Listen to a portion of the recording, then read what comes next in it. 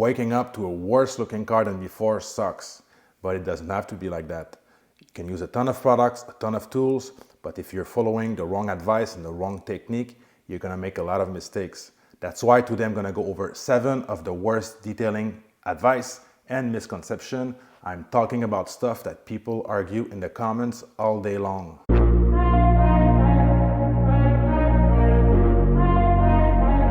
What's up? My name is Frank. I've been detailing cars for over a decade now. This channel is all about real-world, authentic detailing. Okay people, quick disclaimer before we start going over our 7 worst detailing advice. I just want to mention today will be my own and personal opinion and view on things. I understand there's no true detailing procedure, true detailing standard. Everyone has his own way of doing things, and doing detailing as a hobby or running a business is 2 very different things. And if you don't care about all of these things, that's totally fine as well. Are you ready? So let's get into it. Okay, the first one is a big delicate subject in detailing. I want to address it early in this video so you don't end up with false expectation. If you've been around the block long enough, you'll know where I'm coming from. So you've got a daily driver that lives most of its life outside your car. Your daily driver will go through mechanic shops, will go get service here and there. You may have some kids climbing in and jumping out. You may have some friends going in and going out, and you go about your detailing journey and expect to maintain a paint perfection, a swirl-free paint. You go and inspect it in the bright sun. You might have a big surprise. I just want you to not buy into this dream of paint perfection, because it doesn't exist, whatever people say. I'm not saying you should not care. Do everything in your power to maintain a swirl-free paint, but don't expect perfect paint. And chances are you're gonna have to polish once every other year maybe, or as needed. All right, so let's get to the second one. So one of the biggest mistakes in detailing or in car washing in general, one of the most common and probably one of the worst of all, is letting tap water air dry on the car. We've all heard a friend saying, I'm just going to hose off my paint. I'm just going to rinse off my car. And what about washing? Oh no, I'm not gonna wash it. I'm just gonna hose it off. Okay.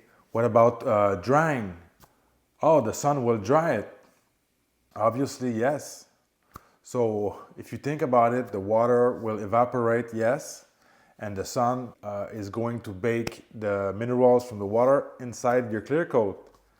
And what else about water spot? They are one of the most finicky defect to remove, right? Even if you polish, you compound, a lot of the time the water spot come back. So you're gonna have a ton of minerals and ton of water spot baked in your finish. There's nothing worse than water spots. Like I said, they're super finicky to remove. This can really turn into a nightmare, so be careful. Obviously, you wash your car in the shade early in the morning, late at night. Even better, wash inside if you can afford that. But try to avoid tap water drying on your paint at all costs. All right. Stick around, because later in this video I will be going over the limitation of a very popular product in the detailing world, so you'll want to hear about it. All right, number 3, this one has been mentioned more than often by Europeans, polishing a whole car by hand, but I've seen it coming back recently. It's getting a lot of attention. I still can't believe people can recommend polishing a whole car by hand. It's so unrealistic, and it's deceptive, telling people they can achieve paint correction by hand. It has to be one of the most taxing tasks on your body, for your elbows, shoulders, wrist. Unless you're 15 years old and you're ready for a big task, you got a lot of time available, maybe, but in the real world, I cannot see it happening. The only thing I would see by hand, this reminds me, big wires in the early 2000s. They had a procedure with a yellow foam applicator. They were applying a cleaner wax for applying their sealant or their car wax. I can't remember what it was. But yeah, going over with a cleaner wax, it can be done. But doing actual paint correction by hand is really deceptive. So this one is a big no-no for me in my book. All right, this one is more common than you think. I've seen many YouTubers online foaming a dry car. So the car is dry, they're gonna go about foaming it, and they will pick up their brush. So while the soap is dwelling, they will immediately use their brush and brushing the nooks and crannies, and they haven't even rinsed the car first. So the car is not even rinsed, they're already agitating dirt on a dry car with just a little bit of soap. With a Borzer brush, first, this brush is not that soft at all right?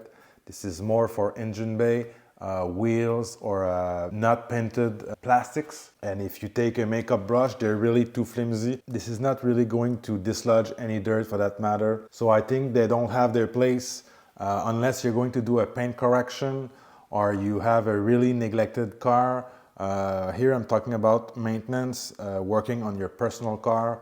I would not use those brush at all. If you've been paying attention on Gion's video a couple years back, they have paint corrected gloss black pillars, freshly, perfectly paint corrected, and they did a couple strokes afterwards with a makeup brush, and it left a lot of marring.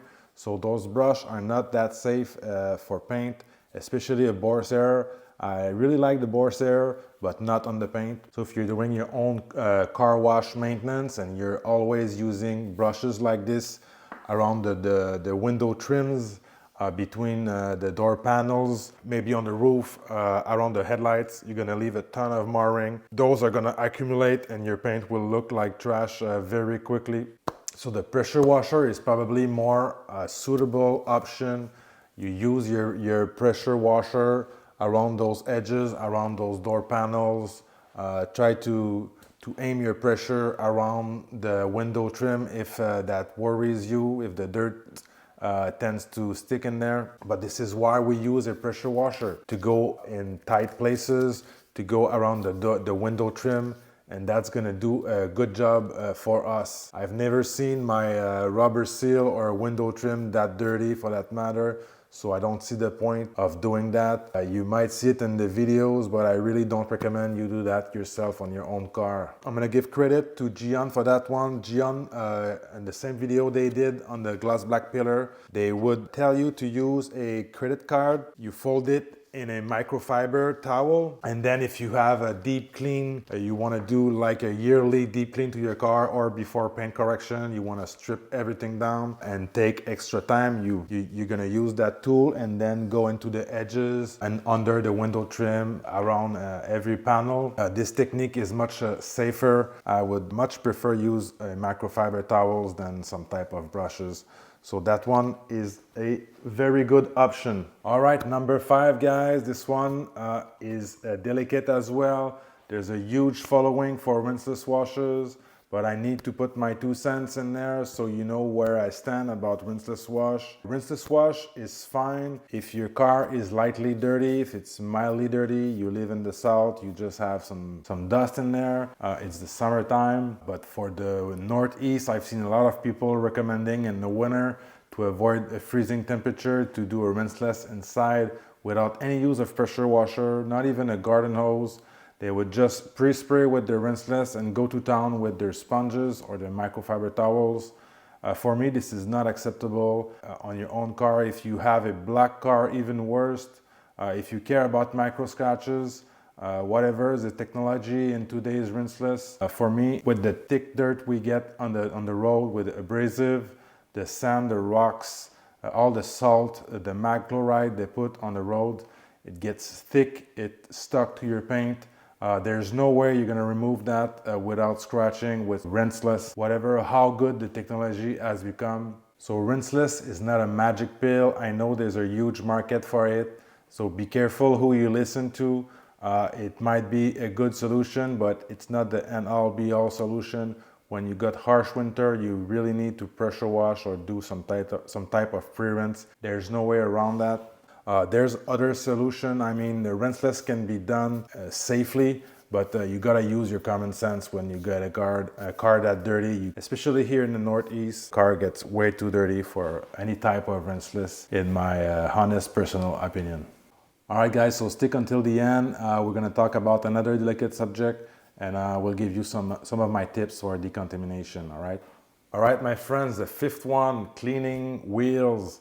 We all have seen those gloss black wheels turning gray, scratched up to a really severe level. One way to avoid that is pre-washing the wheel, something we don't see a lot online about that. So what I personally do with my gloss black wheels, always use an APC as a pre-soak for the gloss black wheels before rinsing them. That way I can remove more dirt, get the wheel much more cleaner before actually going in with my wash mitt or my brushes, whatever you want to use. Very important step. I see those guys just rinsing the wheel and going to town. Probably not ideal for a gloss black wheel. You can use, instead of an APC, you can use a iron remover type of wheel cleaner. Pre-spray that, let it dwell and rinse off much safer before doing a contact wash on your wheel. So gloss black wheels are really hard to keep pristine, but it doesn't mean you cannot do anything about it.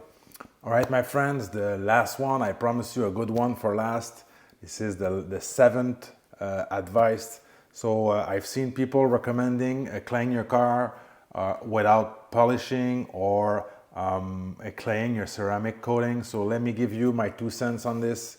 So what I personally do when my car is coated and I'm noticing some contamination, most likely behind the wheel, most likely on the rear end, on the bumper, even on the back window, I'll get some tar bits from the tires, especially on those sports car or rear-wheel drive cars.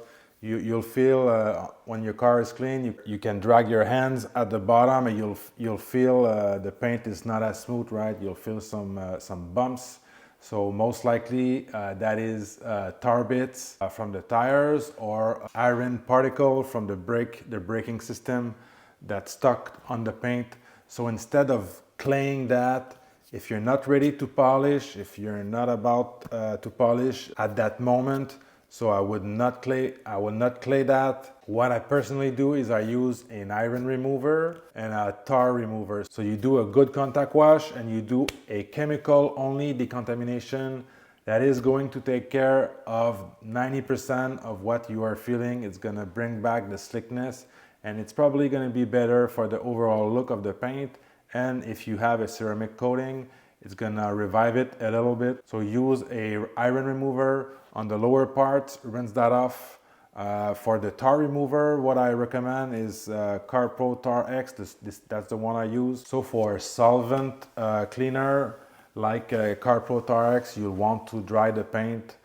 Maybe not 100%, but try to dry it as much as you can. So remember, it's a solvent. Don't do it in the bright sun. Do it inside or in the shade. You're gonna be really successful removing the contamination at the lower parts of the car and at the same time avoiding claying the paint. So I'm not really a big believer in claying without polish unless it's a soccer mom's car. You don't really care about it. People are not gonna notice any difference. Maybe you can clay this one, but if we're talking about your own personal car, your pride and joy, don't clay it if you're not going to polish. So you can do the most delicate clay process you can do, but at the end of the day, are you going to remove any contamination that way?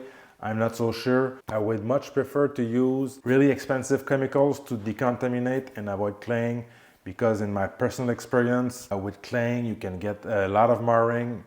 Even with very light pressure, you can still get marring, and you're not going to be able to remove those marks without polishing. Now, I know this was a little bit of a negative outlook on detailing, but some things have to be said. You know my stance on those subjects now. I hope you found some valuable information in this video. If you want to know more about deep cleaning your leather, I have a video there. If you want to know more about pre-washing, I have another video there. And please give it a subscribe. And with that being said, I'll see you in the next one.